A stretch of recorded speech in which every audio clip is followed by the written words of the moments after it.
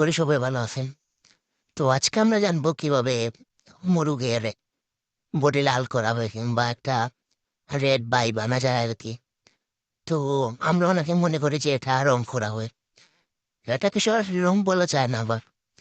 তো আপনারা যে স্ক্রিনে এই জিনিসটা দেখতে পাচ্ছেন, এটা এক প্রকার হলুদ, এটাকে রক্তচন্দন হলুদ বা লাল হলুদ বলে।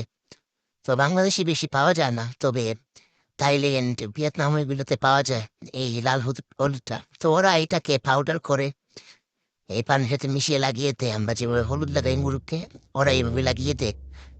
তারপরে মুরুখের যে বডি আছে ওইটা একটু রেড বাই পাশে আর কি।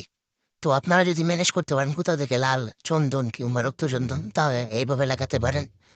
আশা করা যায় ভালো একটা রেজাল্ট পাবেন আর কি। তো আমরা চেষ্টায় আছি, দেখা যায় ইনশাল্লাহ কোনোভাবে ম্যানেজ করতে পারে কিনা।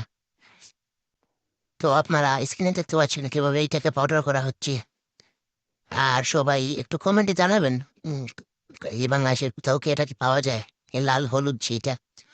যদি পান অবশ্যই জানাবেন, আর আমিও চেষ্টায় আছি, যদি এটা সংগ্রহ করতে পারি অবশ্যই আপনাদেরকে জানাবো।